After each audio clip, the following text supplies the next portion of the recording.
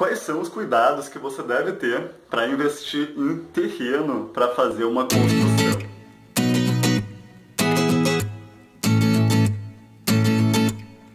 Olá, aqui é o Rafael Ianti e no vídeo de hoje eu trouxe uma entrevista que eu fiz com o Paulo Angelin. O Paulo, ele é arquiteto, ele é especialista no mercado imobiliário há vários e vários anos, corretor também, dono de uma imobiliária chamada Viva Imóveis, que é uma das maiores imobiliárias lá da região dele, lá de Recife, se não me engano. Mas vamos então rodar essa entrevista, porque eu tenho certeza que você vai poder aprender muito sobre quais são os cuidados que você deve ter ao decidir comprar um terreno para fazer uma construção, independente se você for morar nessa construção ou se você for alugar ou ainda investir como forma de fazer a construção para depois revender. Mas então vamos comigo para a gente ver essa entrevista. Olá, aqui é o Rafael Ianti e eu tenho o prazer de trazer para uma conversa aqui comigo o Paulo. Tudo bom, Paulo? Como é que tá? Tudo, Rafael. Maravilha. Pessoal, o Paulo, ele é um especialista na área de imóveis, na área de vendas, também é arquiteto e eu tenho certeza que ele vai conseguir trazer para nós aqui um conhecimento bem bacana e uma entrevista bem legal. Paulo, começa nos contando como é que surgiu, como é que tu entrou na área de imóveis, do mercado imobiliário, como é que foi essa tua entrada? Olha, eu sou arquiteto, né, por formação, e lá em 1989 eu comecei a me envolver com o mercado imobiliário, mas naquela ocasião como arquiteto, né, ou seja, indo mesmo para a prancheta, aí na época ainda era prancheta, para fazer projetos. E a partir daí, então, essa intimidade, enfim, com o mercado imobiliário só foi crescendo. Quando eu tive aí um pequeno hiato, fui para os Estados Unidos, voltei, mas aí voltei a trabalhar para uma grande construtora, quando aí eu já entrei para a área de marketing e produto, né, fazendo gestão de marketing e produto de uma grande construtora local, no caso a construtora Colmeia. Nessa ocasião, me envolvi muito também com essa coisa de formatação de produtos, ou seja, estudo de vocação de terrenos, e também posicionamento de marketing desses empreendimentos, ajudando a empresa a fazer as campanhas imobiliárias, né, as campanhas de vendas, enfim. Desse instante em diante, eu realmente me afastei da área de arquitetura, propriamente dito, e usava apenas os meus conhecimentos como arquiteto para fazer as avaliações dos empreendimentos que nos eram apresentados pelos arquitetos contratados. E a partir daí, então, comecei também a fazer consultoria para construtoras, e aí vieram as palestras, e das palestras, então, surgiu, mas isso já em 2001, mais ou menos, e aí já tem um tempo grande, né, entre a minha entrada no mercado, aproximadamente 12, 13 anos depois. Então veio o seguinte, num determinado momento eu estava numa palestra e um amigo me fez uma provocação dizendo que, olha, essas palestras são muito boas, as palestras eram sobre vendas imobiliárias, mas eu não era corretor ainda. E ele me fez uma provocação que eu achei pertinente, eu achei coerente. Ele disse, olha, você está colocando todas essas coisas aí, elas funcionam muito bem, mas funcionam no telão, funcionam na parede, aí, na projeção, porque no mercado real é bem diferente. Eu me senti com aquilo ali provocado, instado a fazer diferença na vida real. Foi quando então eu tomei a decisão de fazer o curso TTI, ou seja, virar corretor, porque compreendi que só iria começar realmente a ter mais autoridade nisso que eu falava se eu experimentasse isso na prática. Tá? Então, foi quando eu entrei para a corretagem imobiliária propriamente dito, por conta dessa provocação, e assumi o Alphaville Fortaleza ainda em 2002, como o meu primeiro grande balão de ensaio, meu primeiro grande laboratório. E acabou dando muito bem, porque mesmo sem imobiliária nenhum, eu fui o campeão de vendas, vendi 57, se eu não me engano foi isso, 53 ou foi 57, eu não me recordo agora, lotes naquela ocasião. Fui o campeão de vendas disparado e fazendo isso usando exatamente todas as técnicas, todas as estratégias que eu colocava nos meus cursos. Por conta disso aí, acabou surgindo um livro, e aí as palestras pelo Brasil inteiro, fora do Brasil, em Portugal, fui N vezes para falar para o mercado imobiliário de lá, e quando foi em 2004, nós colocamos a Viva Imóveis, né? A Viva Imóveis, e de lá para cá, são 13 anos aí, a gente vem fazendo diferença nesse mercado e sempre se reinventando. Show de bola. É muito interessante, Paulo, a tua história, porque tu começou lá como arquiteto, usando a tua expertise da área da arquitetura, depois foi se aprofundando na área de consultoria, dando consultorias, e depois com a provocação do teu amigo aí, tu entrou de cabeça como corretor, né?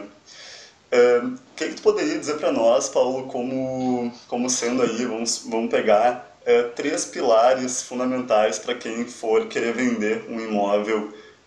Vamos supor, o cara é um investidor e ele comprou um imóvel, fez um investimento e ele quer vender o imóvel rapidamente. O que ele pode usar como estratégia para vender bem esse imóvel?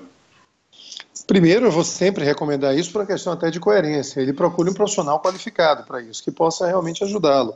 Porque não é simplesmente anunciar.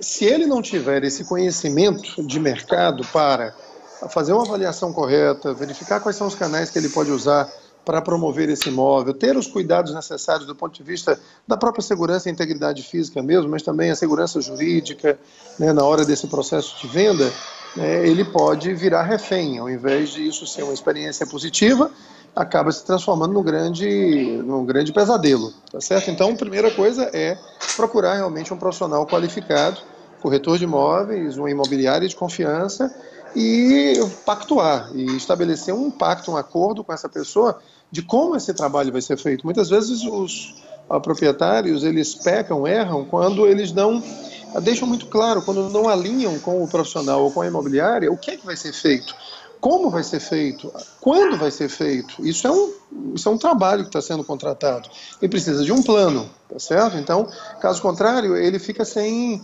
elementos, sem variáveis e parâmetros para cobrar se o trabalho está sendo bem feito ou não. O primeiro ponto seria esse daí. O segundo ponto é ele ter a avaliação correta do imóvel. É terrível quando você vai para o mercado com uma avaliação equivocada. E não adianta você colocar sentimento na hora de estabelecer, né, a valoração do imóvel. Vai ser realmente por comparação o que o mercado está disposto a pagar. Óbvio que se o teu imóvel tem alguns atributos a mais, você deve considerar isso e ter a argumentação suficiente para isso. Na hora de valorar, sempre deixar uma margem para aquele velho e tradicional choro, né, mas tem que colocar aquela margenzinha um pouco acima, mas isso é extremamente importante, né? E outra é preparar o imóvel para ser vendido.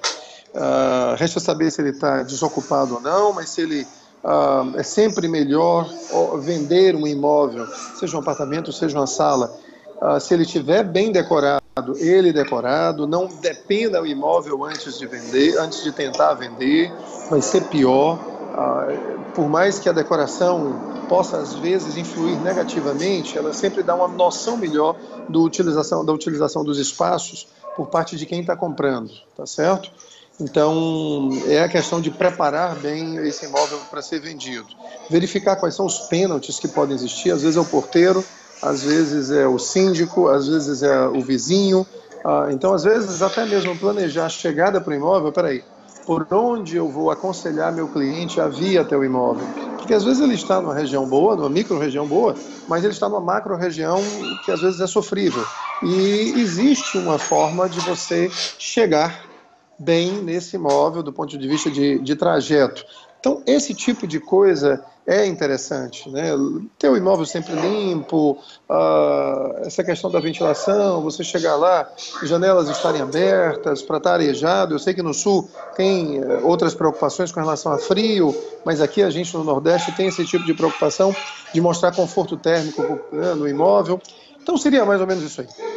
Entendi. Show de bola. São ótimas recomendações aí para quem está começando a querer vender o imóvel. Essa questão de saber analisar bem o preço, né, Paulo? É bem importante para não colocar o imóvel super acima do valor justo e também não fazer uma oferta tão abaixo do valor exato. Isso. Paulo, saindo um pouco dessa questão de vendas e vamos um pouco para a questão da compra. Muitas vezes eu falo aqui para as pessoas que me seguem que é super importante comprar um imóvel por um valor bom quando tu vai fazer um investimento. Vamos pegar a questão de um terreno. imaginando que essa pessoa vai construir sobre esse terreno e ele é um pequeno investidor.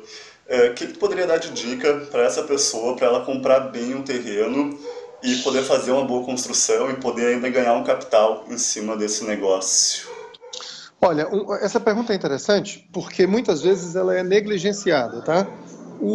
É extremamente importante que você tenha em mente exatamente o que você deseja, o que você quer, qual a tua pretensão na hora que você está comprando aquele imóvel.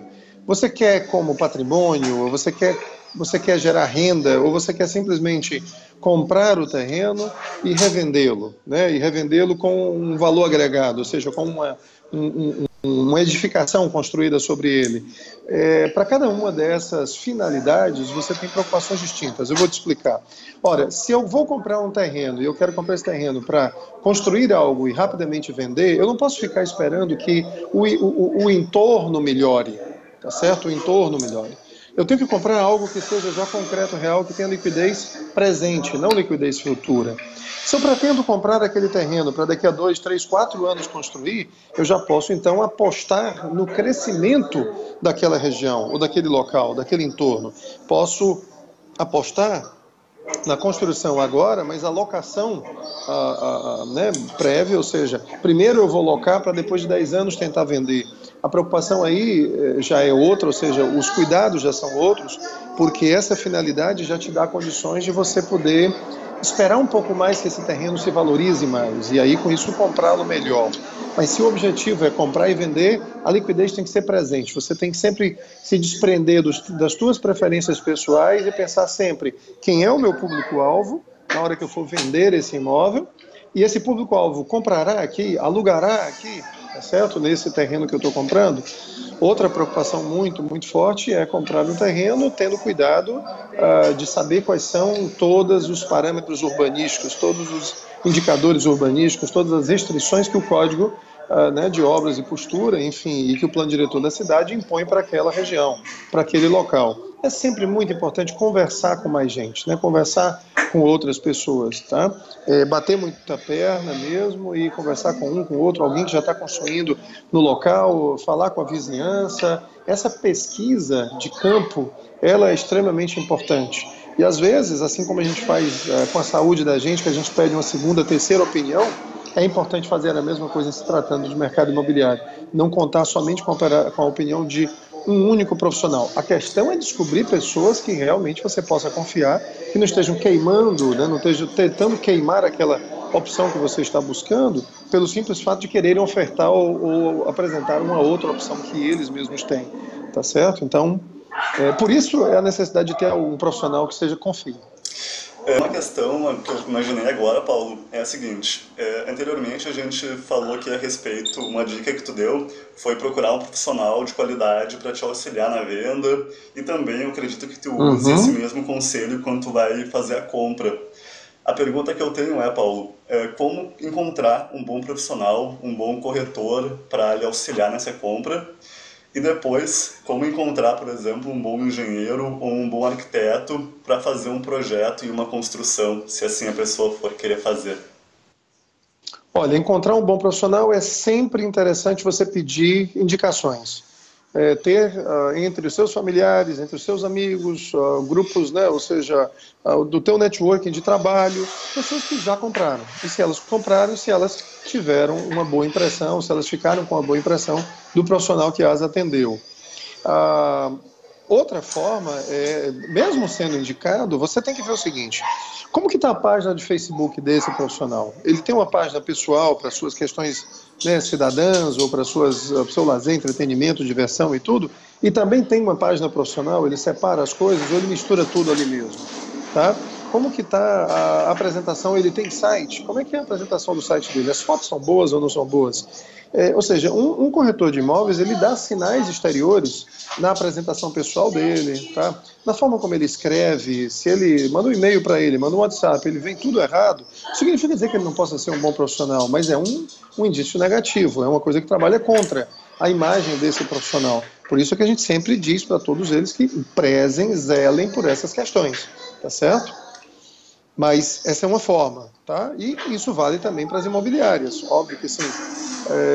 Mas a indicação é o caminho sempre mais forte. Com relação a engenheiros e arquitetos, mesma coisa, né? Olhar o portfólio dessas pessoas, o que eles já construíram, o que ele já projetou. Se já projetou, se ele pode dar as referências de nomes que ele possa ligar para que ele saiba, descubra, né? Para que esse cliente descubra se foi bem, se o cliente dele, né, desse profissional foi bem atendido. A casa que ele construiu, vamos lá, vamos visitar a casa que ele construiu. Tem infiltrações? Tem rachaduras? Como é que foi isso? Cumpriu o prazo? Cumpriu o cronograma físico-financeiro? Né? O orçamento ficou realmente...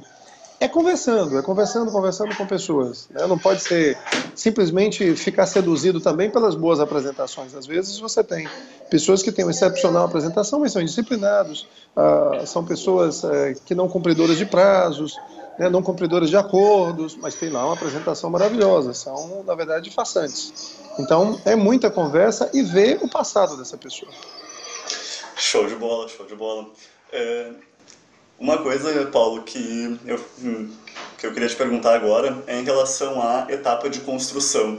Então, vamos supor que a pessoa já comprou um terreno, ela já fez um projeto com um arquiteto ou com um engenheiro e ela está naquela fase de contratar, então, um empreiteiro, ou ela até já contratou um empreiteiro.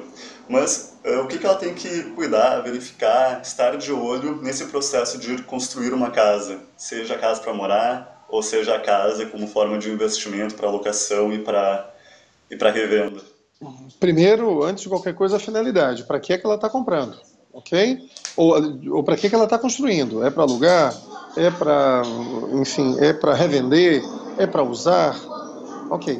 Isso aí determina muito das decisões que ela vai tomar. Quanto mais liquidez ela precisa, menos pessoal essa casa pode ser. Tá certo? Porque se ela tiver muitas características pessoais demais, ela se distancia daquilo que é o padrão médio do mercado. A segunda coisa é se ele tem um dinheiro, ou seja, isso é bíblico até. Você não pode começar um muro, né? Tá lá na Bíblia, nos Evangelhos, falando que você não pode começar a levantar um muro e não ter todas as provisões necessárias para terminar, para chegar até o fim. É um desastre, porque o ideal mesmo é você ter todos os recursos para construir o mais rápido possível. Tá certo? E não subestimar o valor do planejamento, tá certo? Do planejamento. Essa coisa de... O que mata muitas vezes digamos que a eficiência financeira de um investimento como esse são exatamente esses desvios, né? Esses desvios de rota, de rumo, né? do previsto, né?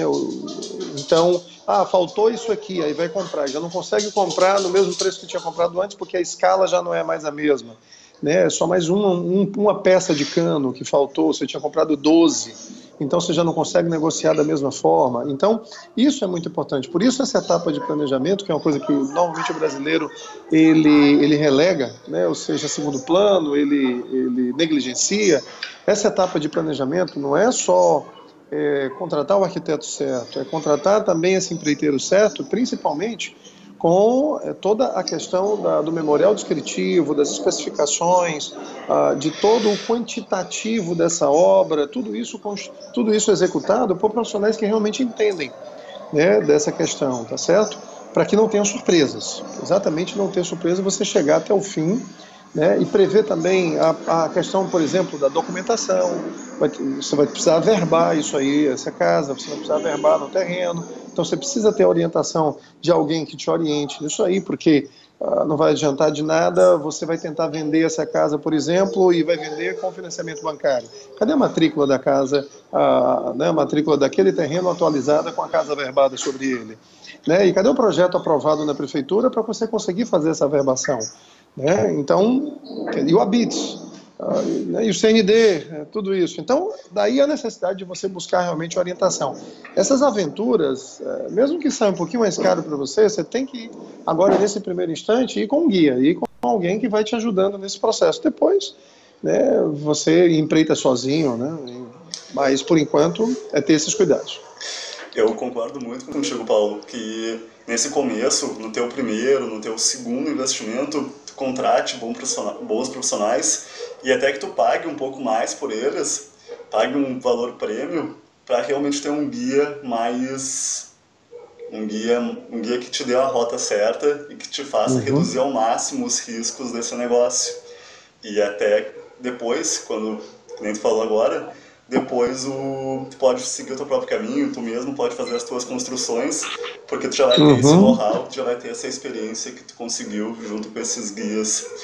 Uma outra dica interessante, até queria a tua opinião sobre isso, Paulo, é a seguinte: de tu contratar um arquiteto ou um engenheiro para fazer as plantas, e aí, com esse próprio profissional, já buscar um empreiteiro que esse profissional já conheça, que esse profissional já tenha feito outras obras antes, porque aí já tem aquela recomendação daquele profissional que já está fazendo aquele empreitado.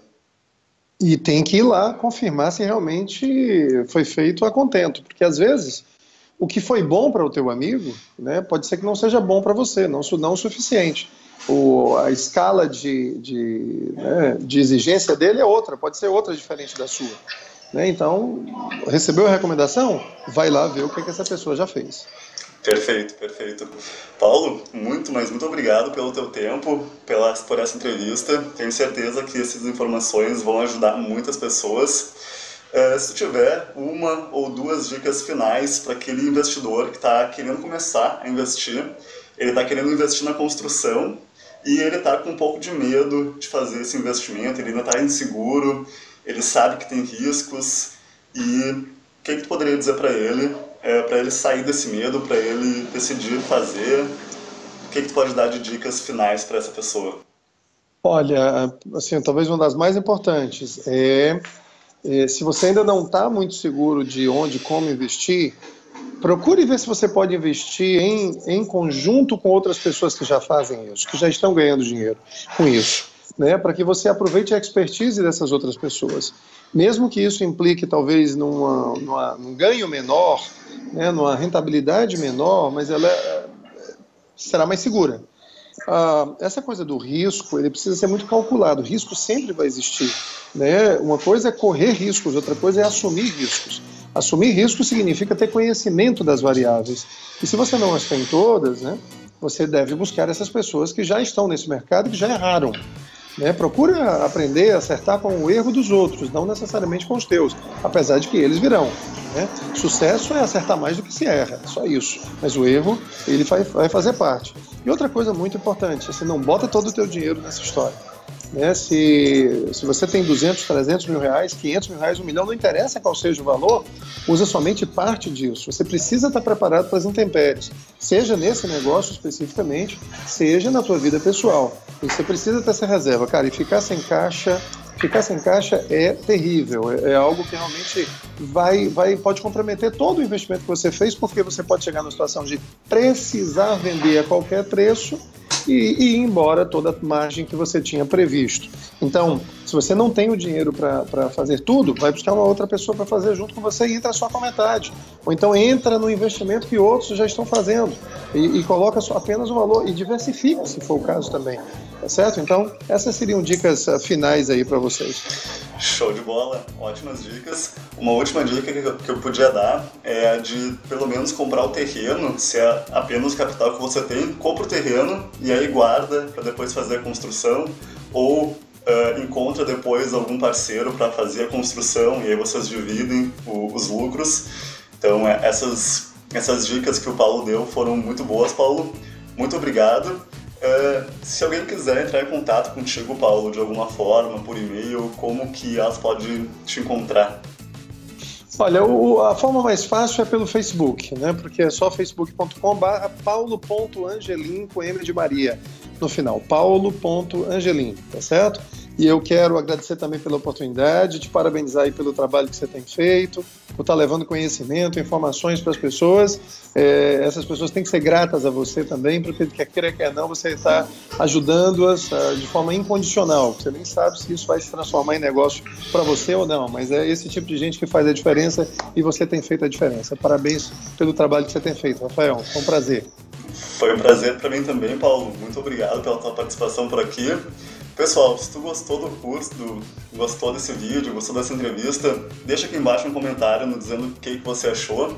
Se tiver alguma dúvida, também deixa aqui embaixo, eu vou estar ali para responder. Vou passar o link depois para o Paulo poder dar uma olhada no vídeo também. Obrigado mais uma vez, Paulo. E a gente se vê então, pessoal, no próximo vídeo. Até mais. Sucesso! Valeu!